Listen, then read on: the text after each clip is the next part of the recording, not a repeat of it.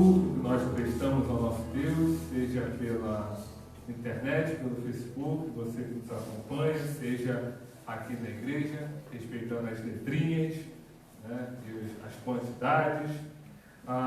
Vamos abrir nossas Bíblias no Salmo 115, do verso 1 ao verso 3. Salmo 115, do verso 1 ao verso 3. Diz assim: não a nós, Senhor, não a nós, mas ao teu nome da glória, por amor da tua misericórdia e da tua fidelidade. Porque diriam as nações: onde está o Deus deles? No céu está o nosso Deus, e tudo faz como lhe agrada. No céu está o nosso Deus, e tudo faz conforme lhe agrada. Que a gente tenha sempre no nosso coração essa certeza, que no céu está o nosso Deus, e faz tudo como lhe agrada. Amém? Vamos ter uma palavra de oração, logo após o ministério do louvor. Senhor, muito obrigado pelo privilégio que nós temos de prestarmos culto e comunidade ao teu santo nome. Muito obrigado porque o Senhor nos escolheu, nos trouxe, nos capacitou, abriu nossas mentes, os nossos corações para entender a tua palavra, e a partir daí, Pai, nós fazemos tudo, ou devemos fazer tudo para a glória do teu nome. Que nossa vida seja culto ao Senhor, que os nossos relacionamentos sejam culto ao Senhor, e que esse nosso momento solene não seja diferente do que nós fazemos durante a nossa vida, que também seja culto ao Senhor. Culto esse, Pai, em comunidade, culto esse reunidos, Pai, para junto cantarmos louvores a Ti, falar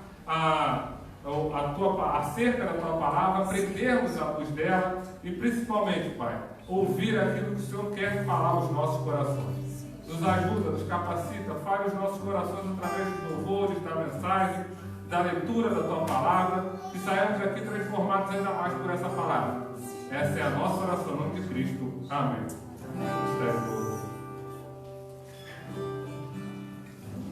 Graça e paz à igreja do Senhor nesta noite reunida aqui no templo, e também os nossos irmãos que estão em casa, os irmãos aqui do templo, fiquem à vontade, se quiserem colocar de pé para louvar ao Senhor. Quem está em casa, fique à vontade também, louve com alegria. Possamos nessa noite realmente ser gratos por estarmos na presença dele. O pardal encontrou o altar do Senhor. Que você possa também nesta noite encontrar na presença do Senhor a alegria, o conforto, o refrigério. Em nome de Jesus, amém? Jesus, eu amo estar na tua presença. Vamos louvar. Jesus, eu amo estar em tua presença.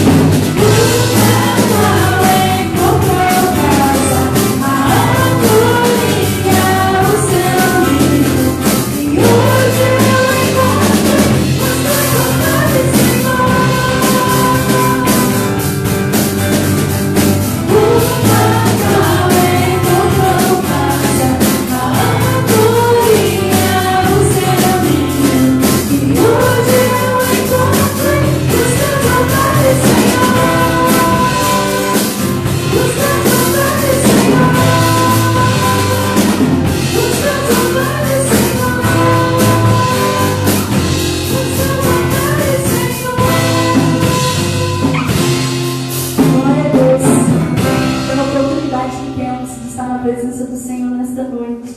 A gente fica muito feliz, né, por estar, depois de tanto tempo, retornando pelo menos algumas vezes no mês à casa do Senhor. Isso alegra muito, né, o nosso coração e com certeza o coração do Senhor também, de ver a sua igreja começando a se reunir novamente. E ainda nós vamos estar louvando com essa canção que diz quem é esse o Rei da Glória. E nós sabemos que Ele é Jesus, o seu nome é Jesus. Amém?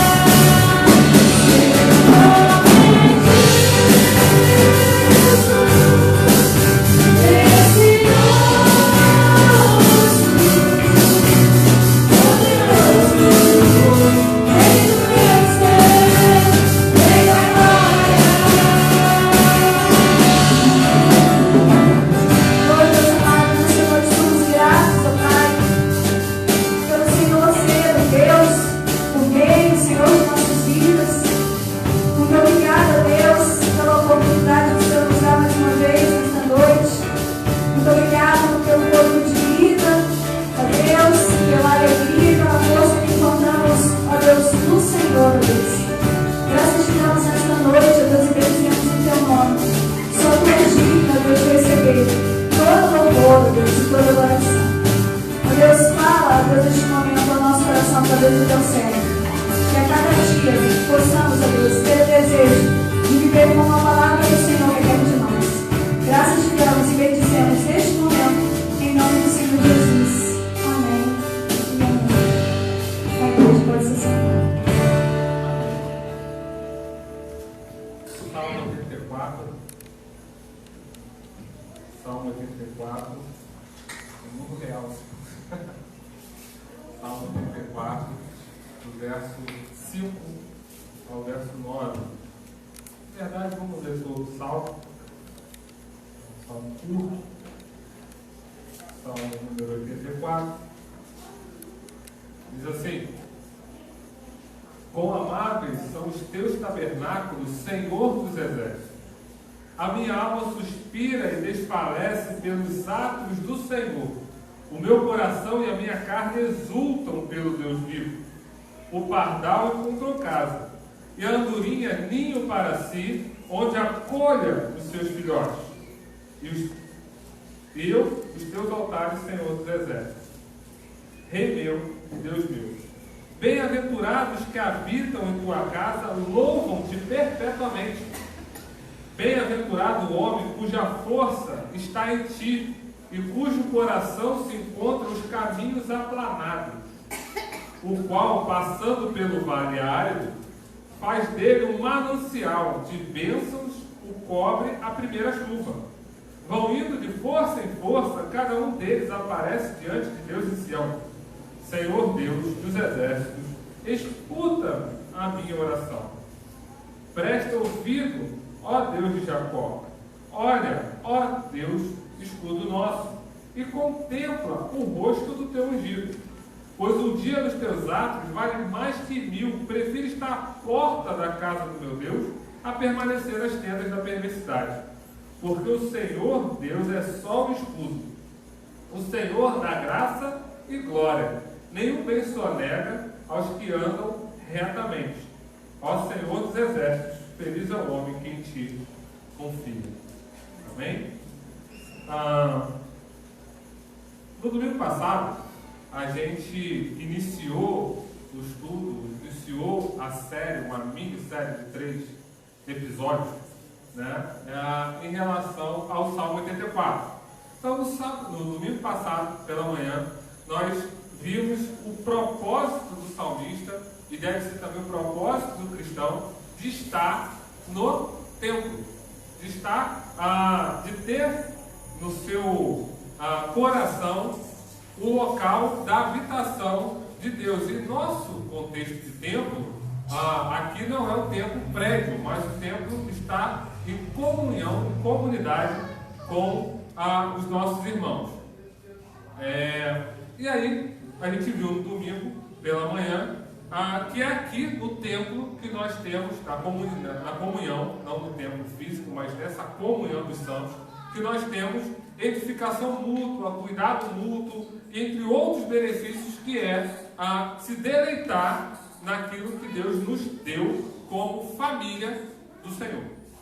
Também vimos no verso 2 que o desejo do salmista era um desejo que chegava em algumas versões que trazem o português mais coloquial, vai dizer que ele estava morrendo de saudade de estar em comunhão com os irmãos. E por fim, o fato de estar em comunhão nos mostra ou nos aponta ou nos inspira a devoção a Deus. E a gente viu devoção em vários aspectos. A segunda parte eu farei também no domingo, que o Salmo está dividido em 3 partes, e é exatamente nessa divisão que eu estou me baseando para fazer as 3 mensagens. Porque as Bíblias mais antigas vai ter inclusive lá o interlúdio, o selá, alguma coisa do tipo, que é nada mais do que a pausa da música. Então é como se fossem 3 estrofes do Salmo, né? 3 partes dessa música. Essa segunda parte que nós vamos ver hoje, que vai do 5 ao 8, revela uma experiência difícil desses irmãos que caminhavam anualmente por um caminho longo e difícil para chegar no templo e prestar culto. E até disso o salmista começa a ter saudade. Até da adversidade, das dificuldades, do caminhar por lugares difíceis para chegar no local da habitação de Deus, irmãos, estamos falando do contexto do Antigo Testamento, e que aprendemos com essa experiência, e o que eles aprenderam com essa experiência da caminhada pelo deserto para chegar até Jerusalém no templo, nós vamos ver nessa noite. Podemos ver que devemos transformar os nossos vales e sofrimentos, as nossas dificuldades em oportunidades imperdíveis. E diz assim o Salmo, no versículo 5 ao 8: como são felizes os que de ti recebem forças. Aí eu estou vendo na NVT.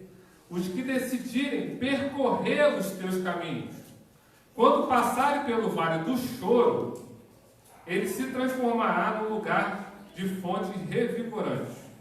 As primeiras chuvas cobrirão de bênção, Eles continuarão a se fortalecer e a cada um deles se apresentará diante de Deus em Sião.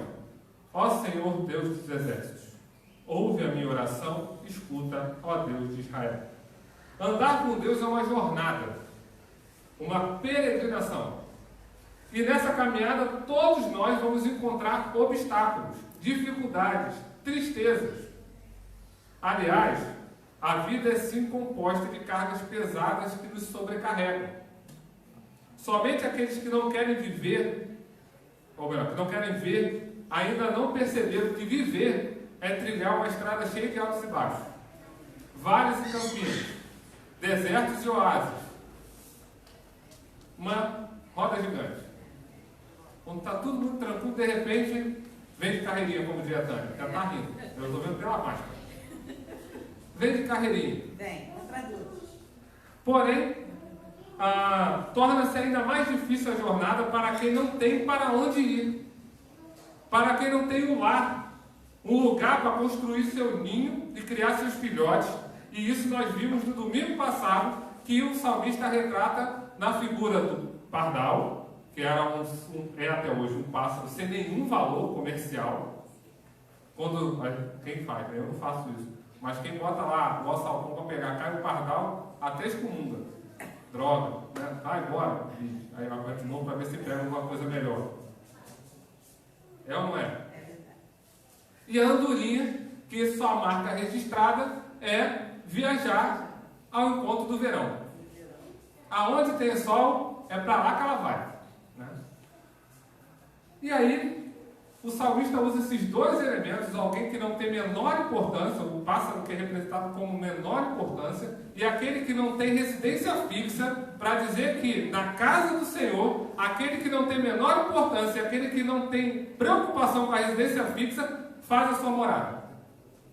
Tem local para receber de Deus condições de criar os seus filhotes. Então, por mais que a andorinha voe, é na casa do Senhor que ela criou os seus filhotes. Ainda que o pardal não tenha valor, na casa do Senhor ele é recebido. Fazendo uma analogia simples, nós também éramos assim. O Sérgio Lopes vai dizer que eu só falo música que não é de crente. O Sérgio Lopes tem uma música que não é dele, na verdade é do Arautos, não. Enfim, vou lembrar daqui a pouco o que ele fazia parte. E diz assim: para onde vão as aves? Um belo dia ele senta na praia e começa a observar as aves. E aí ele começa a perceber que elas não têm para onde ir. E ele percebe que a vida dele também é assim. Não tem para onde ir, porém com a esperança de chegar em algum lugar. E aí o rumo a gente encontra quando a gente encontra a palavra de Deus. Ou melhor, quando o Senhor nos encontra e nos coloca na rota da palavra de Deus. Tendo nos mostrado que o povo de Deus tem sim para onde se alinhar e habitar, o salmista gasta esse tempo todo na primeira estrofe do Salmo, do verso 1 ao verso 4, mostrando que nós temos condições de habitar num local onde Cristo, na comunhão da igreja, se faz presente. E a gente vai ver isso. A gente não, vocês em casa não vão ver, mas quem está aqui vai ver isso na ceia. Isso é lembrando disso, que nessa comunhão, no Cristo encarnado, que morre em nosso lugar e faz com que nós vivamos em família. Eu tenho o hábito de, toda vez que eu assino um documento eclesiástico, eu me despeço dos laços fraternos de Cristo que nos une, porque se não for isso, a gente não consegue viver unido. Se a gente esquecer que é Cristo que nos une pelo sangue derramado na cruz, a gente não consegue viver em comunidade. E aí, no nosso salmo que a gente está examinando aqui hoje, também afirma a existência dos sofrimentos e descreve com muita beleza as oportunidades de sofrer. Por vezes a gente esquece da teologia do sofrimento, dos ensinos que peregrinar por vale de dores nos ensina. E o salmista não esqueceu disso. Até o fato de passar por vales e por desertos, para chegar no templo ele sente saudade. E ele recorda disso a partir do versículo 5. Então, antes de mergulharmos nos versículos que temos para hoje, precisamos deixar bem claro para todo mundo que o sofrimento ele não é mão. Ele se apoia em um tripé inabalável. Qual seria ele? O sofrimento é inevitável. O próprio Jesus disse que todos nós sofreríamos e teríamos aflições. Quem disse que ia ver um mar de rosa não foi Jesus, foi o capeta, foi o diabo. É ele que promete mundos e fundos, sem ter condições, inclusive, de cumprir. Até porque não faz nenhum sentido, porque ele é mentiroso. Então não precisa nem ter fundo para as promessas que ele faz. Mas Jesus nos lembra que no mundo nós teríamos aflições e sofrimentos. O sofrimento ele é intransferível. Cada um de nós recebe a nossa porção, ou como Jesus disse, o nosso cálice. Não dá para transferir. Não tem como. Você consegue sofrer com uma pessoa, mas não por uma pessoa. O que é sofrimento dela é dela. Você se compadece, tem compaixão, se solidariza, mas deixar que ela não sofra, para você sofrer no lugar, você não consegue. Porque é intransferível. Não se transfere o sofrimento. Se compartilha no máximo o sofrimento. E o sofrimento é muitas das vezes inexplicável. Tantas vezes ele não fará nenhum sentido imediato para nós. Por que eu estou passando por isso? Como? Certa vez os discípulos perguntaram para Jesus a respeito de um jovem que tinha nascido deficiente. Ele fala assim, mas quem pecou para que ele nascesse assim? Ele ou os pais? E aí Jesus responde, destruindo o que mais à frente se tornaria a teologia da maldição hereditária, assim, nem ele, nem os pais. Ele nasceu assim para que fosse nele manifestada a glória de Deus, a partir de um sofrimento por uma necessidade específica. Sabendo dessas coisas, que o sofrimento é inevitável, intransferível e inexplicável, observe agora o que o salmista fala no Salmo. Nós descobrimos que o autor tinha tanta motivação, e uma motivação correta, uma cosmovisão, uma lente por qual ele olhava o mundo correta, uma teologia correta de viver, e mesmo assim, o sofrimento não poderia ser decorrência de algo especificamente errado na vida dele. Nem na forma dele crer, nem na forma dele pensar, porque ele já deu uma profissão de fé, uma confissão de fé nos primeiros versos. E logo depois ele introduz o sofrimento na sua fala. Tudo que esse homem queria era Deus. Ele queria estar onde Deus habitava, versículo 1. Queria desfrutar da presença no pátio do templo, versículo 2. Queria estar perto do altar para sempre poder adorá-lo, versículo 3. Ele fala da casa de Deus como sendo o lar e um lugar seguro para criar os seus filhos. Versículo 4. Tem um coração de servo, pois prefere ser porteiro no templo a viver os prazeres do pecado. Eu prefiro estar no templo trabalhando do que vivendo a vida em outro lugar. Servindo ao outro do que vivendo a vida em outro lugar, como diz o verso 10. Enfim, esse homem tinha um coração correto. Havia nele motivações santificadas, mas ainda assim ele estava sofrendo. Outra coisa, o salmista tinha uma teologia correta.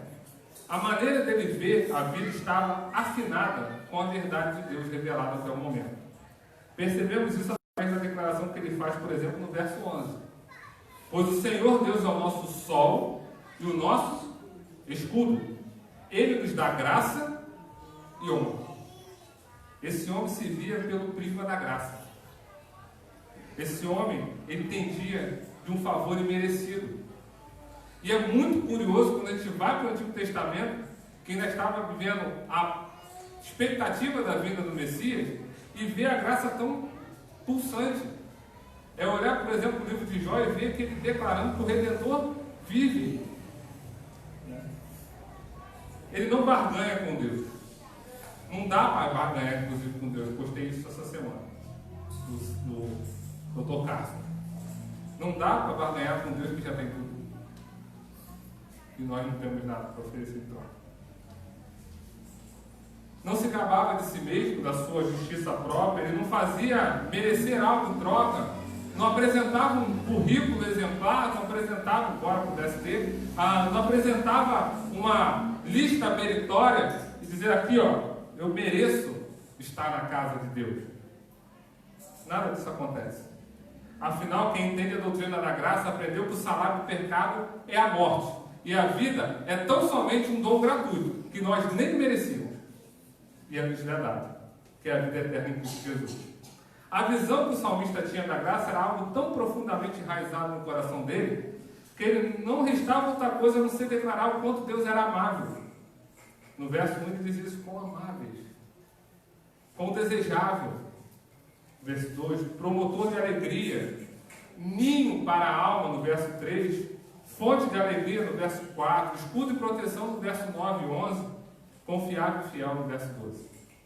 O salmista não está relacionando com Deus da perspectiva farisaica do Monte Sinai. Ele não está se relacionando com o local, metro quadrado, terra. Ele está se relacionando com Deus da perspectiva da graça, do favor merecido. O que aprendemos com ele, por mais que nós tenhamos motivação certa, teologia certa, ainda assim caminharemos pelo vale do sofrimento.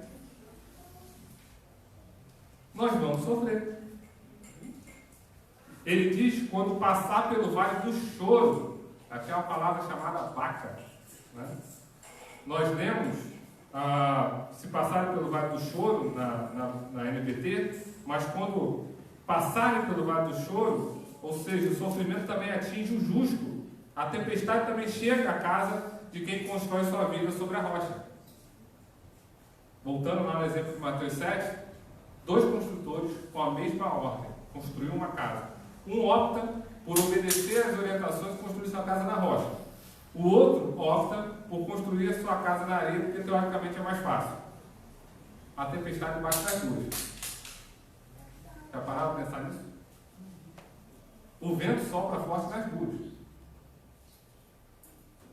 O que obedeceu e construiu na rocha também sofreu as intempéries do tempo. Passou pelas dificuldades tanto quanto da areia. A única diferença é que ele sabia onde estava firmado. Ele foi obediente aonde deveria colocar os seus alicerces. Mas o sofrimento veio. A chuva veio. O vento veio. A peregrinação do povo é salpicada de sofrimento. Pois bem, feitas todas essas observações, vejamos agora por que o sofrimento do cristão é uma oportunidade imperdível. Permita apresentar 3 verdades para vocês. Primeiro, que o sofrimento é temperado pelo tempo. Segundo, que ele ensina que a devoção nasce do dever, de fazer o certo. E revela que Deus renova nossos recursos. São esses 3 pontos. Se você estiver anotando e na minha explanação não for tão claro, vou repetir. O sofrimento é temperado pelo tempo, ensina que a devoção nasce do dever e revela que Deus renova os recursos. Vejamos depois cada um de uma vez, separadamente. O sofrimento é temperado pelo tempo. Na hora do sofrimento, se há uma verdade que nos ajuda a perseverar, além do fato de saber que Deus é Deus, continua reinando, está no seu trono e governa nossas vidas, é que nada foge dos seus decretos soberanos. Tudo que passamos e vamos passar, Deus já determinou. E aí o Salmo 139 vai dizer isso com riqueza de detalhes, quando diz que todos os nossos dias estavam contados quando nenhum deles existia ainda. independente das circunstâncias, estava escrito, já está escrito, ele sabe, ele conhece, ele escreveu a nossa história. O Salmo 84, no verso 6, diz que quando passarem pelo vale do choro, passarem. O sofrimento é temperado pelo tempo. Tem um período para passar por aquele sofrimento. Na revista Almeida atualizada, o Vale do Choro é chamado de Vale Árido. Já na corrigida, nós lemos como Vale de Baca, que é o local. A vantagem dessa versão mais antiga, que é a corrigida, é que ele situa geograficamente onde ocorria isso. É um marco geográfico do texto. No hebraico, Baca significa árido ou lágrimas. E por que esse caminho tinha o nome de lágrimas? Ou Vale das Lágrimas, ou Vale do Choro?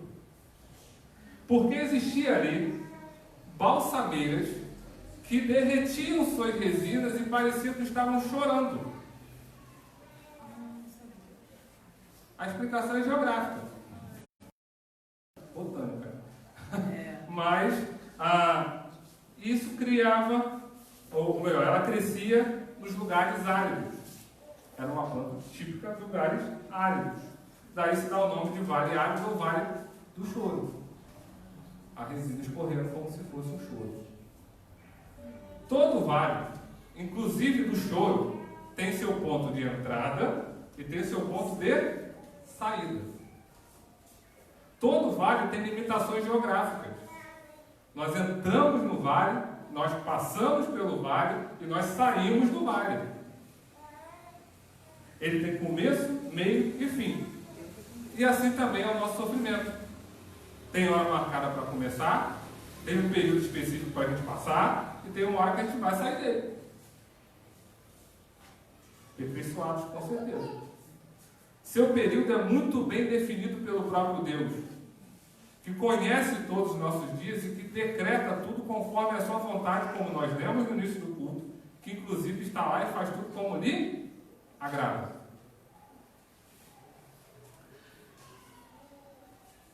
Nossos vales não duram para sempre. E nosso sofrimento também não dura para sempre. E da mesma forma que ele vem, ele também vai embora. O salmista diz que quando passarem pelo vale do choro, ou seja, é temporário. Estamos apenas de passagem através desse vale árido para chegar a Sião, ou em Sião. Gente, como nos ajuda a saber que o sofrimento do justo é temperado pelo tempo? Não vai sofrer nem um segundo a mais do que está determinado. Olha para a história de Jó. No início do diálogo, já se sabia o que ia ser feito. Só não toca na vida. Depois a gente resolve. Ele tem começo e tem fim. Observe o testemunho de Davi no Salmo 40, na linguagem de hoje. Esperei com paciência pela ajuda de Deus, o Senhor. Ele me escutou e ouviu o meu pedido de socorro. Tirou-me de uma cova perigosa e de um poço de lama. Ele pôs seguro em cima de uma rocha e firmou os meus passos. Demorou, mas Davi passou pelo vale. Atravessou o vale. Teve um começo e teve um fim. O choro veio ao entardecer, mas a alegria chegou de manhã, como diz o salmista no Salmo 30, verso 5. O mesmo também aconteceu com Jó. Seu sofrimento teve começo e fim. Jó 42, versículo 10 ao 13 diz: quando Jó orou por seus amigos, o Senhor o tornou próspero de novo. Na verdade, o Senhor lhe deu o dobro do que tinha antes. Todos os seus irmãos, suas irmãs e seus amigos de outros tempos vieram e festejaram com ele à mesa da sua casa. Eles o consolaram e o confortaram por todas as provações que o Senhor tinha enviado contra ele. E cada um lhe trouxe um presente de prata e um anel de ouro. O Senhor abençoou Jó na segunda parte da sua vida, ainda mais do que na primeira. Ele teve 14.000 ovelhas, 6.000 carneiros, 1.000 juntas de bois, 1.000 jumentas. Deus também deu a Jó 7 filhos e filhas, das quais, inclusive, o texto diz que não existiam mais bonitas do que elas. Deve dar trabalho para Jó, inclusive. 3 filhas lindas dessas, né? O nosso sofrimento é sempre temperado pelo tempo. Tem começo e tem fim. Nós não paramos no vale. Nós passamos pelo vale. Nós não vivemos em sofrimento. Nós passamos pelo sofrimento, por momentos difíceis. Portanto, não se desespere. Não se desespere. Acalma o coração. Meu bordão. Espere em Deus. No final, todos veremos que Deus é Deus. Se não aqui, com certeza, pela fé no Filho de Deus, veremos lá no céu. Agora, veja bem, enquanto estivermos no vale, não adiantará desejar correr. Há um princípio no Salmo 27 que poucos notam quando leem. Lá no verso 4, no Salmo 23, diz assim: mesmo quando eu andar pelo vale escuro da morte, não terei medo, pois tu estás do meu lado. Percebeu que no vale do choro não se corre do sofrimento. Você anda enquanto está sofrendo. O Salmo 126 diz que aqueles que com lágrimas semeiam, com júbilo voltarão trazendo seus feixes. Eu não tenho experiência em arar a terra que a Reverenda Maxwell tem, mas eu acredito que ninguém ara a terra correndo. Ninguém semeia correndo. É andando, é parando, é andando, parando, cuidando para ser feito da forma correta. Não há o que temer. Siga o ritmo de Deus, ainda que esteja sofrendo. Afinal, Deus mesmo está do nosso lado, somos por Ele protegidos. O Salmo 23 fala isso. Se você está no vale do choro, está sofrendo, lembre-se, o nosso sofrimento é temperado pelo tempo. Tem hora para começar e tem hora para terminar. E aí, como diria o pessoal da segurança do trabalho, quanto mais tempo começou, mais próximo de acabar está. Né? Quanto mais longe do último acidente, mais próximo do próximo. Né? Isso que eles dizem. Então, parafraseando, quanto mais longe está do início, mais perto a gente está do final. Você chegará do outro lado, pois o sofrimento nunca será um buraco negro para a destruição, onde não se vê e não se sente o fim. Há um limite imposto pelo próprio Deus ao nosso sofrimento. Caminhe com Cristo e lembre que o sofrimento é temperado pelo tempo. Ele vai acabar. Segundo, o sofrimento nos ensina que a devoção nasce do dever.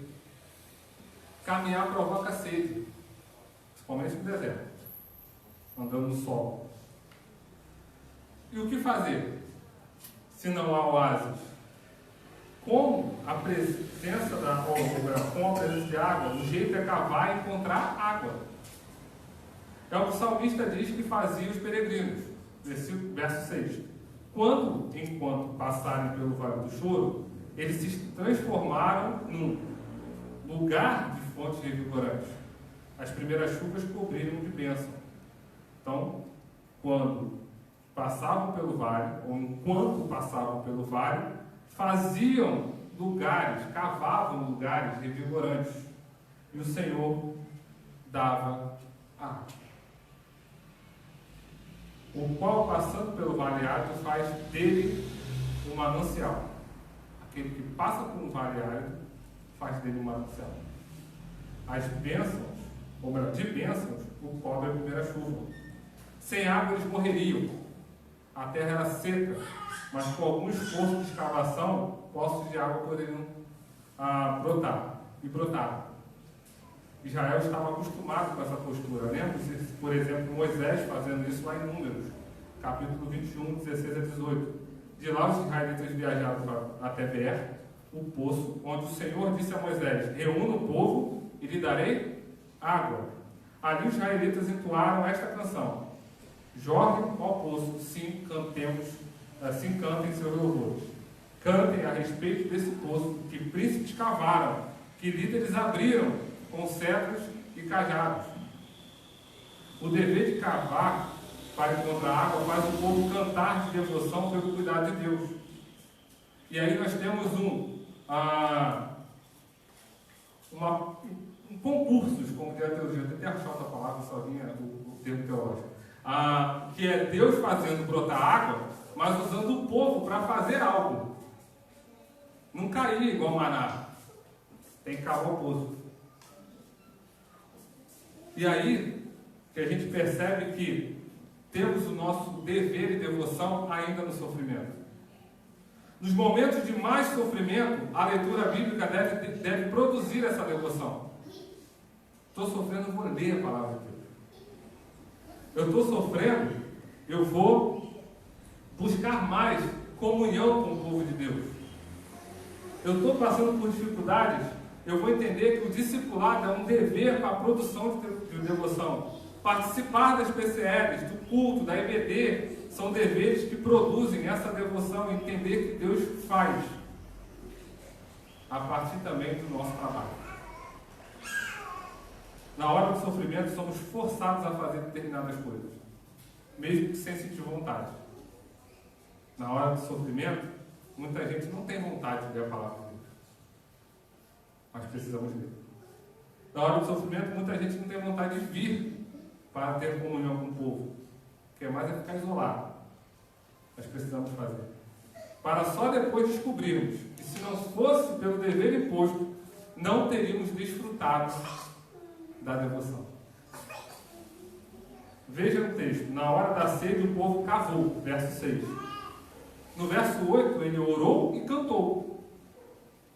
Só assim eles viram um milagre acontecer. A areia se umedecendo, virando lama. Depois brotou primeiro esguicho. Afinal de contas, águas frescas e límpidas matou a sede de milhares. E eles olham e falam, ainda bem que a gente cavou, ainda bem que a gente foi obediente. Assim como o construtor da casa da pedra fala assim, ainda bem que eu obedeci construir na pedra. Porque olha, se não fosse isso, tinha levado. O vento levava para casa. O sofrimento ensina que a devoção nasce do dever. Antes de termos devoção a Deus, nós precisamos fazer aquilo que Ele nos manda fazer. Nos impõe que façamos. É quando nos esforçamos, e aí interessante que alguns têm problemas com essa expressão do tipo, pagamos o preço, e aí não é pagar o preço para ser salvo, mas é exercitar a salvação que nos foi dada, como diz Paulo aos Filipenses capítulo 2, vocês ganharam a salvação, agora vivam de acordo com essa salvação. Que nós experimentamos o poder de Deus em nós agindo, produzindo em nós o querer e realizar. Ou como foi falado pelo pastor Maxwell domingo à noite, primeiro ele age em nós, para depois agir através de nós. Simples. Mas o sofrimento deixa isso muito mais à mostra. Em terceiro e último, o sofrimento revela que Deus renova os nossos recursos. O sofrimento é uma oportunidade imperdível de crescimento e santificação. Agora só desfruta bem do sofrimento quem sabe que ele é temperado pelo tempo e quem aprende que é nele que a gente aprende a ter devoção a Deus. Cavar e continuar cavando mesmo quando tudo ao redor ainda é areia. Quando não parece que vai sair água dali. Quem sabe que no sofrimento Deus renova os recursos, fazendo-nos prosseguir de força em força até o dia final. Conta essa história de que uma fábrica de papel queria aumentar sua produção. E aí chamou lá os engenheiros ambientais, mais os botânicos, os agrônomos, vamos ver o que a gente bota na terra, vamos ver como é que a gente trata as árvores. Porque tem um problema, para gerar mais papel tem que ter mais árvore, né? Tem que ter mais celulose. E aí chegaram à conclusão que o que fazia a árvore demorar a crescer era a ação do vento nessa árvore. Eu não posso andar nessa árvore. Vou chegar lá. E aí, o vento batendo na árvore fazia com que ela demorasse mais a crescer. Qual foi a brilhante ideia? Façamos uma redoma e vamos criar essa árvore sem vento. ou sem vento natural. E deixou lá. A árvore cresceu 5 vezes mais rápido do que cresceria sem a redoma. Sucesso garantido. Tiramos a redoma, vamos tirar a celulose. Tirou a redoma, bateu uma mesa, quebrou a árvore. Por quê? Porque justamente a ação do vento fazia com que aquela árvore tivesse raízes mais profundas, fazia com que ela tivesse mais robustez no tronco, coisa que sem o vento ela se tornou frágil e pouca. O que fazia aquela árvore demorar a crescer era a ação do vento. E o que faz a gente crescer com raízes profundas é a ação dos ventos do sofrimento. Bom marinheiro nunca foi formado, né, o Fernando? Nunca foi formado em mar tranquilo. Só navegou em Bahia. Né? E aí quando pega o mar aberto, não para nada no estômago, não consegue parar em pé. Cada um clama ao seu próprio Deus, como diria lá em Jonas. Por quê? Porque é na adversidade que nós criamos as nossas raízes, e as nossas raízes precisam ser em Cristo. Por isso é importante passar por tribulações e sofrimento. É interessante quando a gente vai em Romanos 5, vai ter esse estudo lá também. Que o sofrimento gera esperança, a esperança gera perseverança, a perseverança gera... E assim vai. É uma evolução da nossa perspectiva acerca da nossa vida e do nosso sofrimento. Observe que no vale o salmista se viu carente de força para prosseguir e até mesmo de força para acabar. Mas ele lembra que sem água ele morreria. De onde veio a força? Verso 5. Como são felizes os que de ti recebem a força. É ele que cabe. Mas quem dá força para passar pelo sofrimento é Deus. Nós passamos pelo sofrimento, mas não passamos sem a presença de Deus. O Salmo 23 que nós lemos diz que andamos pelo vale, mas o Senhor está ao nosso lado, conosco. Portanto, que é o sofrimento que nos ensina a encontrar força em Deus pela fé em Cristo. Sem luta, ninguém precisa de força. Precisa ter força se não for lutar? Não. Então, uma pergunta: de onde vem a sua força para lutar e prosseguir quando você está sofrendo? Aonde você coloca a sua confiança, a sua esperança e a sua fonte de vida, como o caso lá do poço, né? Porque sem água morre. Onde você coloca a sua fonte de vida, tem que ser em Deus. Qualquer outro que seja o nosso objetivo ou o nosso objeto, nossa fonte de vida, está errado. É idolatria. Ainda que seja coisas que aos nossos olhos é muito legítimo. Um bom emprego. Se eu tiver a casa, eu sonhei, eu não vou sofrer. Duvido que eu vou ficar triste. E aí começam os memes, né? É difícil ser triste em Paris, né? Dinheiro não traz felicidade. Então tá, me dá o seu e vamos ver se eu não vou ser feliz. Da felicidade compra. Compra, né? Quando na verdade nada disso é capaz de nos dar força e nos tirar do sofrimento. Estamos dentro de uma pandemia que é extremamente democrática. No sentido que morre pobre e rico, branco e negro, jovem e idoso, saudável e com comorbidades. E entendemos aí que a nossa esperança não pode estar no fato de eu ser jovem, no fato de eu não ter doenças pré-existentes, isso eu nem posso, né, porque eu tenho, mas o jovem eu sou. Não é no fato de eu ter um emprego estável, de eu ter uma vida tranquila, não é isso que me isenta de passar por sofrimento. Não é isso. Dei um exemplo, tem tantos outros. Eu gosto não, mas assim, eu uso muito o exemplo da Petrobras. Eu lembro que um pouco antes, a altivez de espírito precede a queda, né? Então um pouco antes de cair e quebrarem ela, na verdade, a propaganda era que ela se tornou autossustentável. E ter aquele BRzinho em qualquer dos seus uniformes e crachá fazia você passar por lugares que ninguém passava. Todo mundo olhava com um olhar guloso com o crachá da Petrobras. Sonho da vida, trabalhar na Petrobras. Muita gente quebrou junto com a Petrobras. Muita gente perdeu empregos que achou que ia se aposentar nele.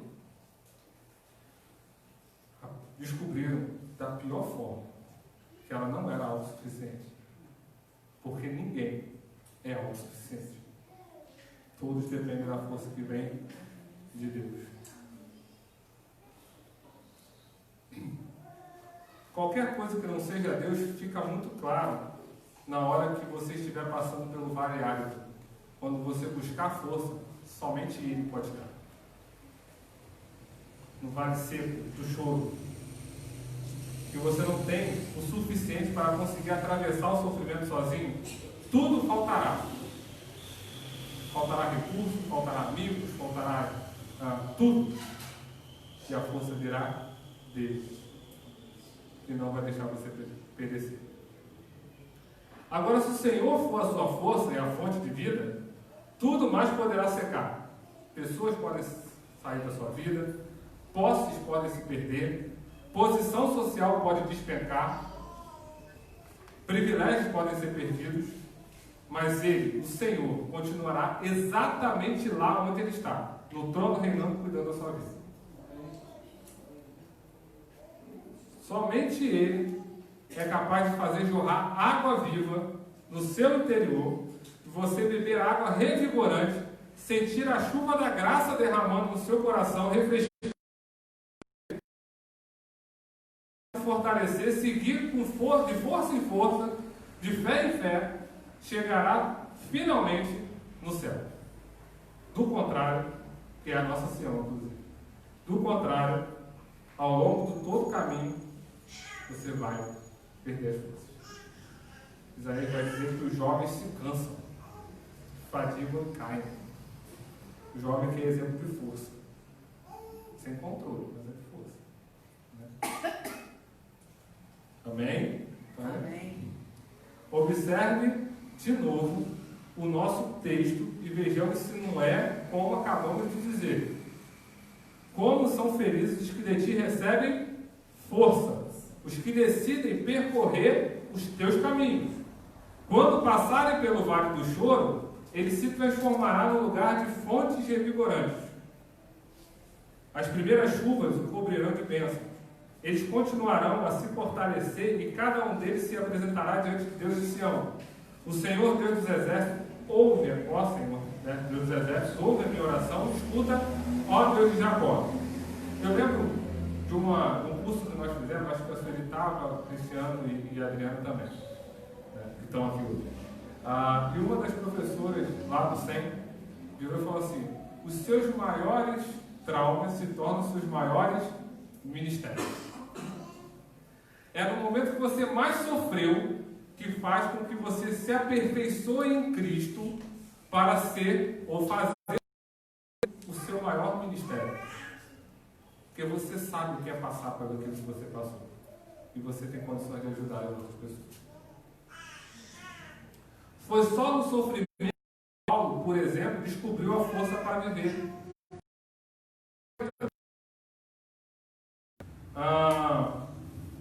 Vem apenas do Senhor, em mais lugar nenhum. Que todo instante renova sua força, renova suas misericórdias a cada manhã. 2 Coríntios 8-9.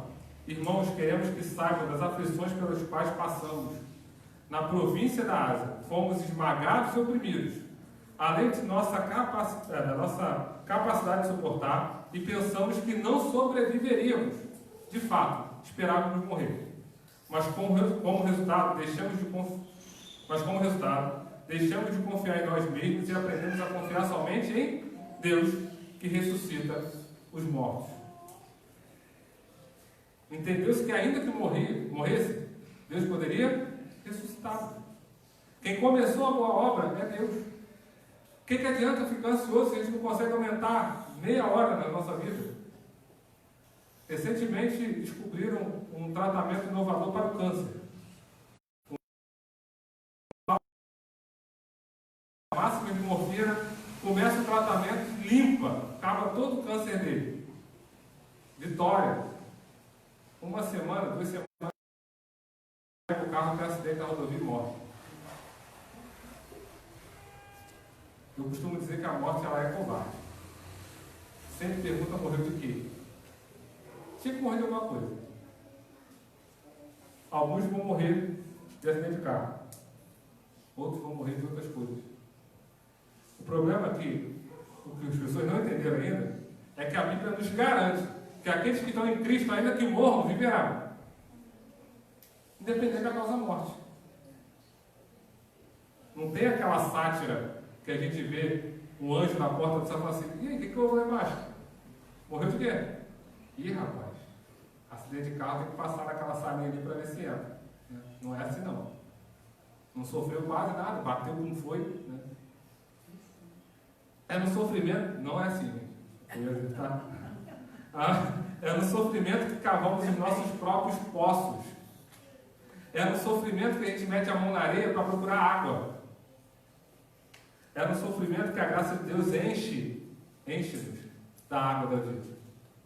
Essa água, além de nos saciar, servirá também para quem estiver conosco e passar pelo vale que estivermos atravessando. Nós somos tão abençoados que acabamos abençoando quem está à volta. É no sofrimento que experimentamos as misericórdias do Senhor, sendo renovada cada manhã, sem padecer. Ninguém jamais almejará pela graça e pela misericórdia de Deus. Tamanha a graça. E mesmo assim Ele nos dá. É no sofrimento que quando pensamos que vamos desfalecer, Deus vem e renova nossas forças. 2 Coríntios 1, 10 a 11 diz isso. Ele nos livrou do perigo mortal e nos livrará outra vez. Nele depositaremos a nossa esperança e Ele continuará a nos livrar. Mas para que a gente reformar, negócio de livramento, conta isso, nós conversaremos em uma outra oportunidade, segundo Paulo. E vocês nos têm ajudado a orar por nós. Então muitos darão graça porque Deus, em sua bondade, respondeu a tantas orações feitas a nosso favor. Oramos porque cremos. Se tem uma frase que eu acho bonita, é essa. Porque ela é tão óbvia, mas a gente vive em dias que a gente precisa explicar o óbvio. A gente ora porque a gente crê. Se a gente não crê, se a gente não orar.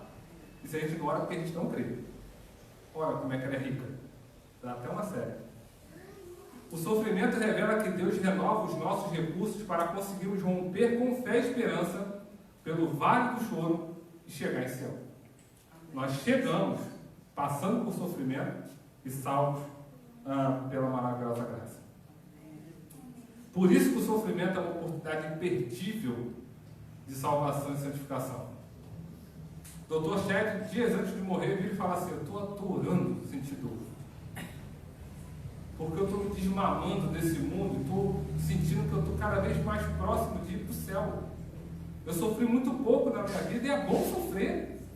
Porque a gente se sente mais dependente de Deus, que é o que nós somos. Porque quando a gente não sofre, a gente acha que a gente é autossuficiente. Igualzinho a Pedro Braga. Fortaleça, pois, sabendo que o sofrimento tem tempo. Ele tem início, ele tem fim. Ele é uma passagem. Ele não é uma morada. A gente não mora no sofrimento, a gente passa pelo sofrimento. O sofrimento ensina que nós temos deveres. Nós precisamos nos esforçar para desenvolver a nossa salvação, não para conquistá-la, mas para viver de acordo com quem foi alcançado em Cristo. E o sofrimento revela que Deus renova os nossos recursos. Quando somos fracos é que Deus nos fortalece. Não existe ninguém forte, existe gente fortalecida pelo Espírito Santo. A nossa força vem do Senhor. E aí Jeremias 17 vai dizer isso. Maldito é o homem que confia no homem. Aí tu olha o texto, olha e fala assim: tá vendo? Não posso confiar em ninguém. Ele está falando de você mesmo, carapata. Porque logo no versículo seguinte ele fala assim: coloca no seu braço a sua força. E aí no verso 6, 5, 7, ele diz assim: Bendito é o homem que confia no Senhor e faz dele a sua força. A nossa força vem do Senhor. Esperamos no Senhor. É uma música dessa. Concluindo, de forma muito prática, ou como diria o reverendo Maxwell, vamos sair daqui que a gente faz com esses 40 minutos de mensagem, me excedi. Isso que eu dividi em 13. Decida-se de coração seguir o caminho de peregrino até a cruz de Cristo. Verso 5. Decida seguir pelo caminho de Cristo. E o caminho dele, que ele disse que é assim: se alguém quiser me seguir, negue-se a si mesmo, tome a sua cruz e siga-se. Então, decida-se seguir o caminho de Cristo. Dedique-se com fé a receber de Deus graça e força para prosseguir. Estou cansado. Peça força ao Senhor. Encontra força nele. Verso 5. Determine-se a fazer de todos os seus momentos uma oportunidade para receber e repartir a graça de Deus. Faz do vale do choro lugar de fonte. Faça do lugar do seu sofrimento bênção na vida de outras pessoas também. Faça do seu sofrimento seu ministério. Desloque a sua visão desta vida e comece a olhar para a vida que está no porvir. Se a nossa esperança se limita a esse presente século, a Bíblia diz que nós somos os mais miseráveis dos homens. Lembra que nós vamos chegar num outro lugar. Mesmo que para isso a gente passe pelo vale, a gente vai chegar em Sião. Vamos chegar no céu. Dobre-se em oração do começo ao fim dessa jornada, clamando pela graça de Deus. Verso 8. Ouve-me, ó Senhor, escuta-me, ó Deus de Jacó. Fale com Deus. O sofrimento é uma oportunidade imperdível de crescimento. O próprio Jesus aprendeu a obediência através do que sofreu. Hebreus 5:8. Siga Jesus com fé, determinado a ser uma bênção. Fixe seus olhos na recompensa do céu. Não olhe para o sofrimento. Lembre que você está sendo fortalecido pelo Senhor para chegar do outro lado. Nós passamos pelo vale. Nós não moramos nem fomos chamados para ficar ali. Cave seu poço. Não pare de cavar, não. Faça a sua parte. Tenha fé. Fale com Deus. Aninhe-se na comunidade. Peça ajuda em oração para os seus irmãos. Caminhe junto. O poço será cavado em coletividade também. Que Deus nos abençoe, irmãos. No próximo domingo, a gente conclui com os últimos versículos de 9 a 12, domingo pela manhã. Vamos orar? Vamos orar e lembrando também do neto da nossa irmã Odneia, o Luigi, né? O Luigi vai fazer uns exames com suspeita de um problema renal pequenininho, né? Então, assim, mais delicado ainda até para fazer o exame. Uma criança bem pequena. Lembrar também dos nossos campos missionários, dos nossos governantes, dos nossos líderes da igreja, desse momento que nós estamos vivendo, das famílias que estão enlutadas, dos que perderam seu emprego, ou que estão tendo a sua renda reduzida drasticamente, ou tiveram reduzida drasticamente. Se você tem condições, continue sendo canal de bênção para essas pessoas, orando por elas, ajudando quanto for possível, não só com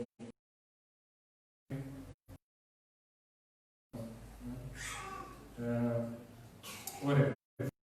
Muito obrigado pela tua palavra, muito obrigado de aprendermos acerca da tua palavra, para entender que a nossa força vem do Senhor, que a nossa confiança tem que estar em Ti e que nós passamos por momentos de lutas e adversidades sem, contudo, esquecer que o Senhor está conosco em todas elas.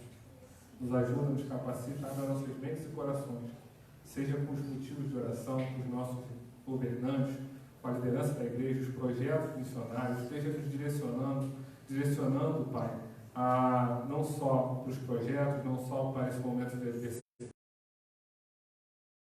Pai, a ser luzeiros àqueles que estão precisando, seja qual for a demanda, seja qual for a necessidade, que o Senhor nos ajude a ser bênção na vida dos nossos irmãos.